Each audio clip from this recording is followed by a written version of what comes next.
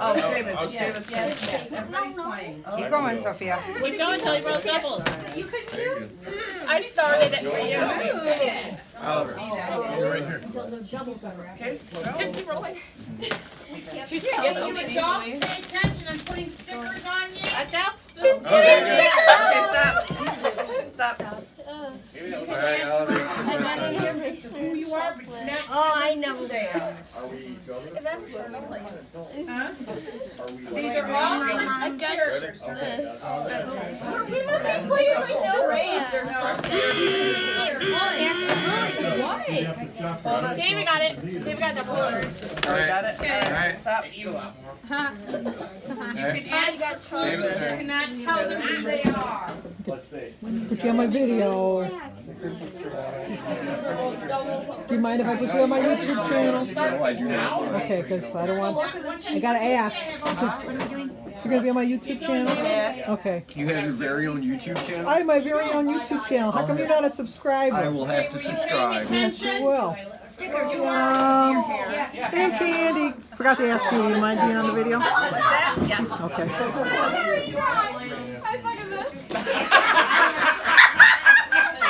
I will give you a total. Sammy, she made the balls, but she knew where to start. I know. She should have. You're not doing very well. Nope. Well, these are mine now. I was on. Yeah, time to make sure. Literally. Hey-o! Hey, the ball's yours? I don't think these dice work. Definitely not loaded. Shake 'em. I'm a Christmas character.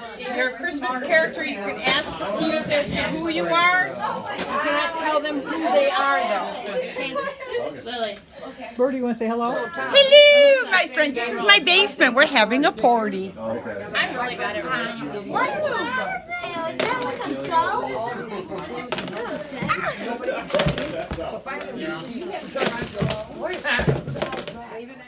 Well, good evening, my friends. Today is Sunday, December 8th, and I've been busy all day. We did Jim's Family's Christmas, which is the video you just saw, at Bertie's house. That was in Bertie's basement.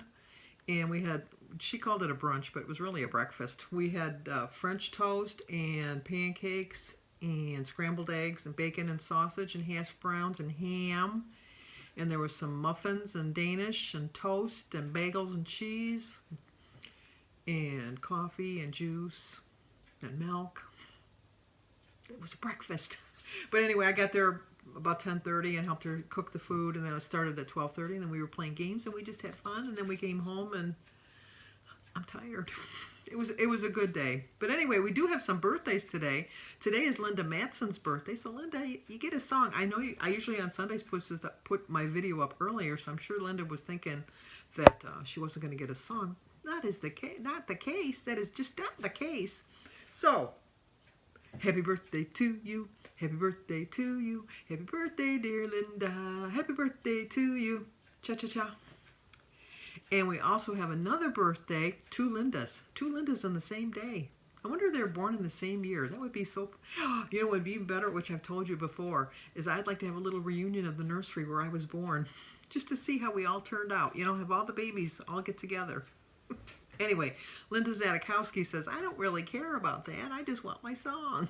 No, she's not saying that. I'm saying that. Let's get her song. Happy birthday to you. Happy birthday to you. Happy birthday, dear Linda. Happy birthday to you. Cha-cha-cha. Oh, 2 birthdays. I wouldn't want to be born in December, though. I kind of, you know. But you got to be born sometime, as they say. Anyway, we had so much fun at Bertie's house, and then I came in second. I could have won a prize. I gave such a good clue to her son, and he won the first prize because he guessed who was on his back first. I was a gingerbread man, and I did guess it, but oh well, wah, wah, wah. I didn't win, but I had fun. That was it. And then we were talking about different shows that Maggie's, who's Karen's wife, Maggie said that she was born and raised in Grand Rapids, and we were just talking about TV shows, and she had so many, she didn't have as many good shows as we had here. We had Mr. Dress Up, which was a Canadian show. So I could see why she wouldn't have got that, but she didn't know about Mr. Dress Up, which I bet a lot of you don't, unless you're in Canada.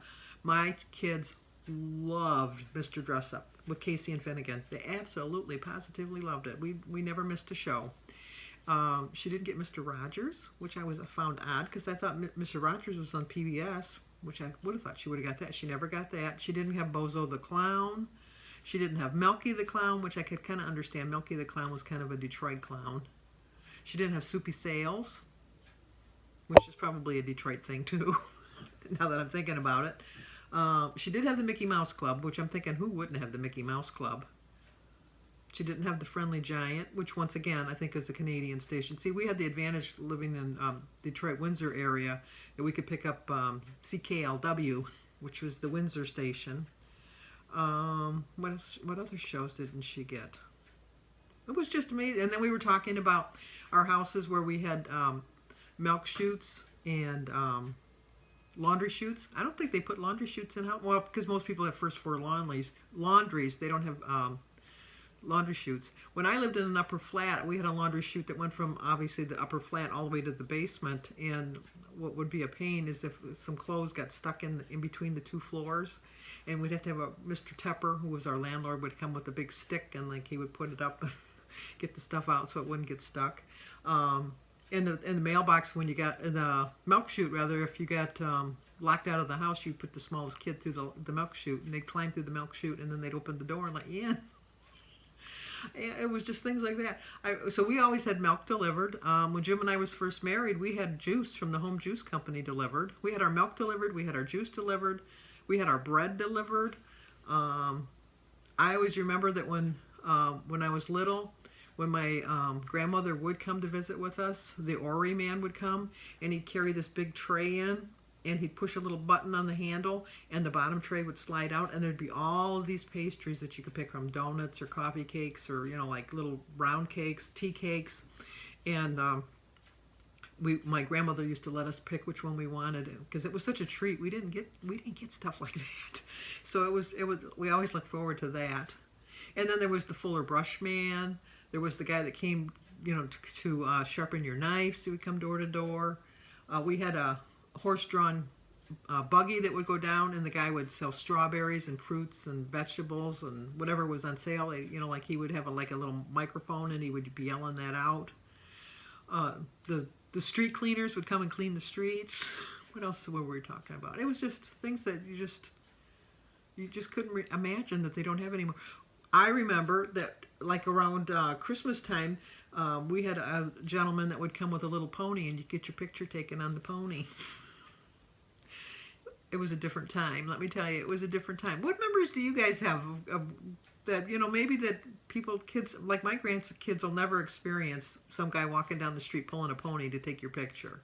They'll never have somebody knocking on the door saying, "Can I sharpen your knives?" or "Can I sell you this?" or like even I don't even think the Kirby vacuums go door to door. They call you and make an appointment before they come. But it was a different time. It really was. That's kind of like a story, but I do have a Christmas story because I told you I'm going to give you a Christmas story every day. Starting tomorrow, I did film my family that were willing to get on film to share a Christmas story too. So you'll have a couple stories coming from them. I didn't get Sebastian yet because I got Sophia and I got Oliver. Yeah, I didn't get and I didn't get David. I should have got David and Sebastian today, and I forgot. I'll get them. Don't worry, I'll get them. But anyway, my Christmas story is when Jim and I were first married, probably in 1973. We got our first credit card, and I'm sure a lot of women out there will remember this. You young women, you don't know this. This is what really happened. Was even though I had a job and I was making my own money, I could not get a credit card in my own name. It was just not allowed. You had to have it in your husband's name. And so it was kind of hard to build up your own credit. Things have changed, luckily, but I remember that you couldn't. So Jim and I had got a credit card, and my neighbor next door, she was a young newlywed couple just like us, Mary Lou, and her husband Ron. And both of us lived in an upper flat, and we used to just open up our windows and talk to each other through the windows. rather than call each other on the phone, we would just sit on the window ledge like this and talk to each other back and forth. But one Christmas we decided to go Christmas shopping together, and that was the year we first had the credit card. And we brought Jimmy with us because he had the stroller, and we figured we could put some stuff in the stroller.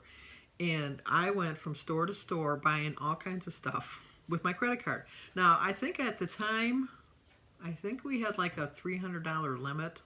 It was very low because you didn't, you know, like Jim was making $1.85 an hour. So, you know, like it was different back then. Your paycheck would be like $50 or $60 for the week, which just doesn't, that's not even my grocery bill for the week now. But I mean, it would be like, you wouldn't make a lot of money, but it was like a lot of money back then. And so I think our credit limit was comparable to now. It would be like a $2,000 limit type of thing. And I went store to store, and I found the greatest things for everybody. And that was the best Christmas ever for everybody, because not only did I spend our limit, whatever it was, I was way over our limit. Because back then they didn't, it's not like now once you hit your limit, your purchases declined. No, they let everything go through because they had no way of knowing, because the system wasn't, there was no computers and things like that. And we were in a bit of sticker shock when we first got our first bill. So much so that we couldn't even afford the minimum payment. The minimum payment was outrageous. So I had to call and make arrangements on the card right off the bat, which was the start of Jim and I not knowing how to handle money. Because it went so it took us almost a whole year to pay that thing off. And it was a learning experience, let me tell you. But it was a good Christmas because we all got such good gifts that we paid for forever and ever, and we paid interest on it too. So we paid like 2 and 3 and 4 and 5 times as much as it was actually worth. But a little bit of power went right to my head, right to my head. I thought I was a millionaire. Remember that show, The Millionaire? He would come to your house and he'd give you a check for $1 million. I keep looking at my door. I keep thinking, where's that guy? Why hasn't he come to my door? I could take a check. I'd take a check for $100 at this point. Really, I really would.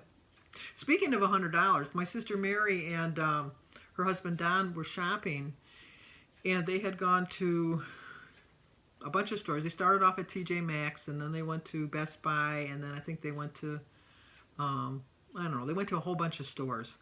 And when they got home and Don was looking for something in his pocket, he realized that he had dropped $100. He had 520s in his pocket, and he had dropped the 520s. And so they thought, oh, that's lost. But they thought, well, you know, just in case. So they started calling the different stores that they went to. Did anybody turn in any money? No, nobody turned in any money. Who's going to turn in $100? You know, really. But so he thought, well, you know, the first store we went to was TJ Maxx. Let me call there. And TJ Maxx says, well, someone did turn in some money that they did find in the parking lot. And Mary says, well, I can tell you it was $100. And so the lady says, well, how many, what was the denominations of bills? And she said it was 520s. And she says, well, we've got your money, come and get it. So she went and she got her money. So that was pretty good. You know what? It just pays to be honest sometimes. It really does. Oh, that reminded me of a story, but I'm not telling you today. I'm going to tell you tomorrow. Stay tuned tomorrow. I got a story about money. It was like, it was a pretty good story. Not for me, but for the other person. So, okay, I've babbled on too long. I hope you enjoyed my video with my family. And stay tuned tomorrow. Not only will you get a Christmas story from me, you'll get a Christmas story from someone in my family. And I will share the money story with you tomorrow. So give this video a like, leave a comment, subscribe, and share.